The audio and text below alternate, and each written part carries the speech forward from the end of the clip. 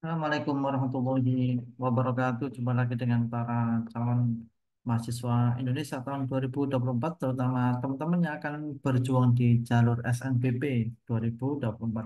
Saya akan berbagi informasi hasil survei ya. Ini saya sampaikan ini hasil survei, hasil wawancara dengan beberapa responden yang sudah diterima di UB tahun 2023. Maka saya mengambil sebuah cuplikan data nilai rapor lolos SNBP di Brawijaya di prodi-prodi untuk acuan tahun 2024. Yang pertama saya akan menyampaikan daya tampung ya di UB tahun 2024. Ini saya dapatkan di laman resmi UB .ac.id ya. Di tahun 2024 itu ada tiga jalur ya, SNBP, SNBT, dan Mandiri.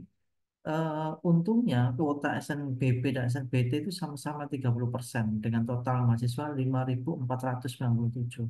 Sisanya 40% itu di jalur mandiri dengan total 7.291. Kalau ini dijumlah semua, maka tahun ini UB itu bakal menerima 18.285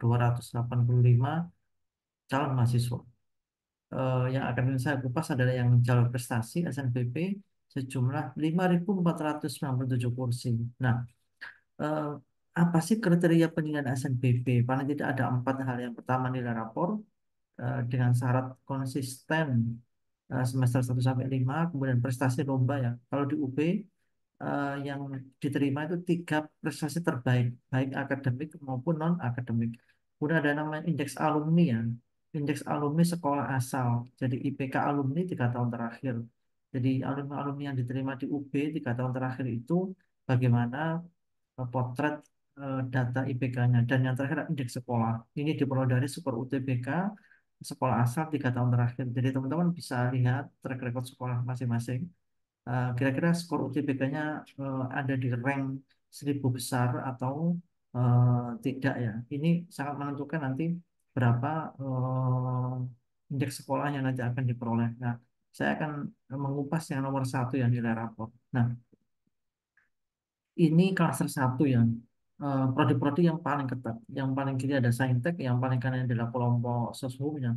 Perhatikan FK, ilmu keperawatan, teknik informatika, farmasi, dan sistem informasi itu ada di klaster satu dengan nilai rata-rata paling tidak aman. Ya, nilai aman itu 94 dan 93. Kemudian 90. Yang disosumi dari ilmu hukum, manajemen, administrasi bisnis, psikologi, dan agribisnis. Ini ada di nilai angka 93 ya. Rata-rata 93 itu paling tidak mudah-mudahan angka aman untuk bisa bersaing ya. Untuk bisa bersaing di SNBP Brawijaya. Kalau di luar angka ini tentunya persaingannya akan semakin ketat lagi. Tapi kalau di angka ini paling tidak lebih aman. Di klaster kedua, di saintek itu dari ilmu gizi, teknik industri, dokter gigi, agroteknologi, dan kebidanan. Itu di angka 93 dan 92 ya. Kalau di sosum itu ada Infom, akuntansi, administrasi publik, perpajakan, dan HI. Ini ada di angka 93 dan 92. Jadi ini angka-angka yang paling tidak harus dipegang ya, supaya persaingan kita di UB itu benar-benar ada di persaingan yang diperhitungkan. Kemudian di kelas ketiga, untuk saintek dan tekpang, statistik, arsitektur, teknik sipil, teknologi informasi. Masih sangat tinggi ya, 92. Kalau di sosum itu ada pariwisata, sastra Inggris, ekonomi keuangan perbankan, sosiologi, dan ekonomi pembangunan. Lebih rendah, satu angka ya, di angka 91. Di kelas berikutnya, ada di saintek ada peternakan, PWK, biotek, dokter hewan, dan kimia. Ini juga masih sangat tinggi di angka 91. Kalau di sosum ada kewirausahaan, Ilpol, ekonomi Islam, bahasa Inggris, dan sastra Jepang sudah mulai turun di angka 90. Hmm. Di klaster berikutnya untuk saintek ada teknik elektro, teknik mesin, industri pertanian, aktuaria, dan ilmu pemerintahan. Ini ada di angka 91. Kalau sosum ini sudah turun, ada ilmu perpustakaan, agribisnis, administrasi pendidikan, dengan sastra Indonesia, dan manajemen perhotelan di angka 90, 89. Bahkan ini manajemen perhotelan sudah di angka 88 yang untuk angka persaingan amannya. Berikutnya di teknik lingkungan, teknik komputer, matematika, biologi, dan kimia itu di angka 90 dan 89. Kemudian yang sosum itu sudah di bawah 90, di bawah 90 semua ya. Antropologi, sastra Cina, bahasa Jepang, sastra Prancis, dan eh, sosial ekonomi perikanan. Ini di angka 88, 87, dan 86. Ini mulai di bawah angka 90-an. Kalau yang saintek masih ada di angka 90 dan angka 9. Berikutnya ada ilmu kelautan, manajemen sumber daya perairan, teknologi pertanian dan eh, biologi, kemudian teknik pengairan dan kehutanan. Ini sudah di angka di bawah 90, kisaran 89 dan 88. Yang di sosum ada seni rupa, keuangan dan perbankan, administrasi bisnis. Itu ternyata 86 pun tahun lalu masih lolos ya. Nah, kita tinggal konsentrasi di apa itu di prodi-prodi yang memang kalian menginginkan, tapi angka-angkanya pastikan ada di kisaran angka yang ada di layar.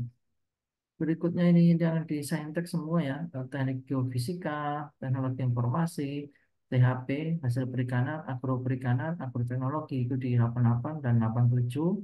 Kemudian pemberdayaan sumber daya perikanan, budidaya perairan, peternakan, teknologi bioproses, dan instrumentasi itu semakin rendah di angka 87.